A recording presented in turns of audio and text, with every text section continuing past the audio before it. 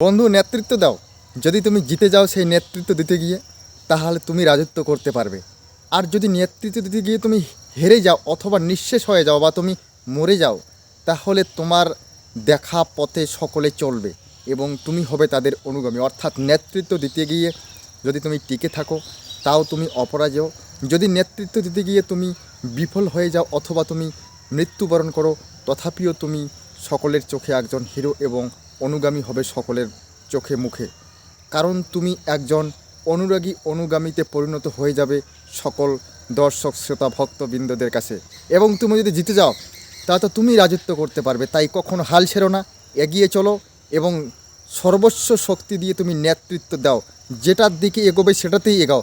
লক্ষ্য এক, স্থির এক এবং একাগ্রচিত্ত নিয়ে এগিয়ে চলো, অবশ্যই সফলতা হবে। আর যদি তুমি ভাবো যে না আমি এগোতে পারবো না, তাহলে তো সেটা তোমার একটা খুব বড় ভুল হয়ে যাবে। কারণ তোমার হয়তো গিয়ে ওই জায়গাতে এগোলে সফলতা হওয়াটা সম্ভবপর ছিল, কিন্তু তুমি বাহির হইতে প্রযুক্ত বলের দ্বারা কোনো কিছু উল্টাপাল্টা কথা শুনে তোমার মগজের মধ্যে সেট আপ করে নিয়ে তুমি কি হয়ে গেলে, হেরে গেলে। তাই নিউটনের ফার্স্ট লটা কি বলে, বাহির হইতে প্রযুক্ত বলের দ্বারা বস্তুর অবস্থার পরিবর্তন না করিলে স্থির বস্তু চিরকাল স্থির এবং চলমান বস্তু চিরকাল চলমান থাকিবে। যেমন উদাহরণস্বরূপ আমাদের পৃথিবী সহ অন্যান্য গ্রহগুলো চলমান ঘুরতে আসে এবং স্থির বস্তু চিরকাল স্থির অবস্থায় থাকে, তাই তো?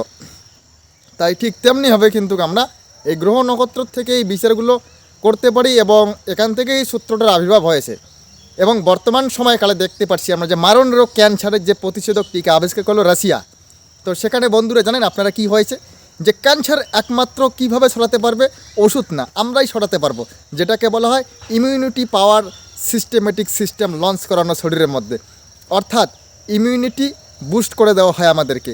আমাদের যে সেলগুলো থাকে না, তারা বুঝতে পারে না যে কোনগুলো হচ্ছে গিয়ে আমাদের মধ্যে একটা ক্ষতিকারক সেল। অর্থাৎ এই আমাদের শারীরবৃত্তীয় সেলগুলো ভেঙে, কোষগুলো ভেঙে গিয়ে কিন্তু ক্যান্সার তৈরি হয়ে যায় এবং ওই সেলগুলো কোনো কাজ করে না।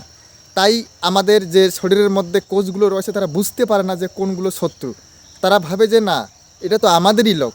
এবং আমাদের মধ্যে দেখবেন কিছু কিছু লোক আছে, ঘর শত্রু বিভীষণ যেরকম হয়, যেগুলোকে বলা হয় বিশ্বাসঘাতক মির্জাফর, ঠিক সেরকম টাইপের আর কি। ওই কোষগুলো কখনোই তারা আমাদেরকে সাহায্য করে না এবং আমাদের কোষগুলোও বুঝতে পারে না যে সেগুলো আমাদের কোষ না। তখন কিন্তু মানুষটা মৃত্যু মুখে পতিত হয়। তাই এই ভ্যাকসিনের দ্বারা কি হবে, আমাদের শরীরে লঞ্চ করলে পরে ওই যে কোষগুলো আমাদের রয়েছে, যে কোষগুলো খারাপ কোষ, সেই কোষগুলোকে চিহ্নিতকরণ করিয়ে দেবে এবং ওই কোষগুলোর আসল রূপরেখাটা ফুটিয়ে তুলবে। তা বন্ধুরা, এখান থেকে একটা জিনিস মনে রাখবেন যে আমরা কিন্তু সব কিছুই করতে পারি, কারণ আমাদের কোষগুলো যেহেতু তারাই লড়াই করে এই ক্যান্সার নামক মহামারীটাকে নষ্ট করে দেবে আমার শরীর থেকে, ঠিক তেমনি হবে আমার হাতেই কিন্তু আমার এগিয়ে চলা এবং আমার সফলতা লাভ করার সমস্ত কিছু শক্তি রয়েছে। তাই আমি যদি আমার এই শক্তিটাকে জাগরিত করতে পারি, তাহলে অবশ্যই সফলতা লাভ করতে পারবো। আমার মধ্যেই তো সব কিছু রয়েছে। আমার মধ্যেই আধ্যাত্মিক জগতে জ্ঞান লাভ করা সম্ভবপর রয়েছে, আমার মধ্যেই স্পিরিচুয়াল পাওয়ার নিয়ে আসা সম্ভবপর রয়েছে, আমার মধ্যেই রয়েছে সেই অসম্ভব শক্তি, যে শক্তির মাধ্যমে আমি গোটা ব্রহ্মাণ্ডের মধ্যে আধিপত্য করতে পারবো। আমি টেলিপ্যাথির মাধ্যমে সারা বিশ্বের এ প্রান্তে থেকে ও প্রান্ত তো দূরের কথা, আমি গোটা ব্রহ্মাণ্ডের খবরাখবর আদান প্রদান করতে পারবো। তো এই যে ব্যাপারটা দেখবেন যে আমাদের মধ্যেই কিন্তু রয়েছে, সেটাকে জাগরিত করতে হবে। বন্ধু, জাগরিত করুন। কেন জাগরিত করতে পারছেন না? বেগার খামোকা ভেঙে পড়ে লাভ কী হবে বলুন? আমরা তো পৃথিবীতে এসছি কিছু না কিছু করবার জন্য, তাই না? স্বামী বিবেকানন্দ কী বলেছিল, পৃথিবীতে এসছির যখন দাগ কেটে যায়, হয় ভালো করে যায় না খারাপ করে যায়, কিন্তু এমনি এমনি থেকে যাস না। কারণ হয় উচ্চবিত্ত হতে হবে না নিম্নবিত্ত, ওই মধ্যবিত্ত হয়ে কোনো লাভ নেই বন্ধুরা। মধ্যবিত্তরা সবসময় টানাপোড়েনের মধ্যেই থেকে যায়। নিম্নবিত্তরা হয় লাভ করে অথবা হচ্ছে উচ্চবিত্তরা লাভ করে, আর মধ্যবিত্তরা সারা জীবন মধ্যবিত্ত থেকে যায়। অর্থাৎ দেখা যাবে যে মধ্যবিত্তদেরকেই বলা হয় একদম নিম্নবিত্ত, আর যারা নিম্নবিত্ত তারাই হচ্ছে গিয়ে মধ্যবিত্ত। তাই বন্ধুরা বুঝতে পারলেন, কখনো ওই মধ্যস্থতায় না থেকে হয় এগিয়ে চলুন, না একদম পিছনে থেকে যান। দুটোর মধ্যে একটা করবেন। পিছনে থাকলে কি হবে আমি আপনাকে সেটা বলতেছি, যে পিছনে যদি আপনি থাকেন তাহলে আপনি দেখতে পারবেন যে আপনার সামনে এগিয়ে যাওয়া ব্যক্তিটা কীভাবে সফলতা লাভ করলো, সেটা দেখে আপনি তখন এগিয়ে যাবেন।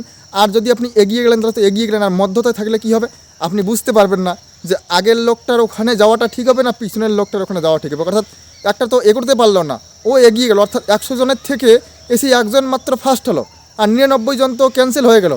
তাহলে কী করা সম্ভব পড়বে? এই যে মধ্যস্থতায় থাকলে আপনি এটা চিন্তা ভাবনা করতে থাকবেন। তাই মধ্যস্থতায় পড়ে না থেকে হয় এগিয়ে যান, না পিছিয়ে পড়ুন। পিছিয়ে পড়লেও অনুপ্রেরণা পাবেন, আর এগিয়ে গেলে তো এগিয়েই গেলেন। তাই মনে রাখবেন যে আপনি কখনো মধ্যস্থতায় থাকবেন না। 2 নম্বর কথা হচ্ছে কি, আপনি কখনোই ওই খারাপ সেট আপ মাইন্ডের মধ্যে ঢুকাবেন না। 3 নম্বর, আপনি আপনার নিজের শক্তিকে জাগ্রত করুন। 4 নম্বর, নেতৃত্ব দিন। বন্ধু, দেখবেন সফলতা আসবে। সফলতা গড়গড় করে আসবে। কেন সফলতা আসবে না বলবেন? সফলতা আসতে বাধ্য। আপনি মনে রাখবেন, নেতৃত্ব দেবেন। নেতৃত্বে হেরে গেলেও আপনি বিজয়ী, আর জিতে গেলে তো আপনি বিজয়ী হয়েই গেলেন। তাই বন্ধুরা, আজকে শেষ করব এখানটাই। পরবর্তীতে আবারও আসবো নতুন কোনো বিষয়বস্তু নিয়ে।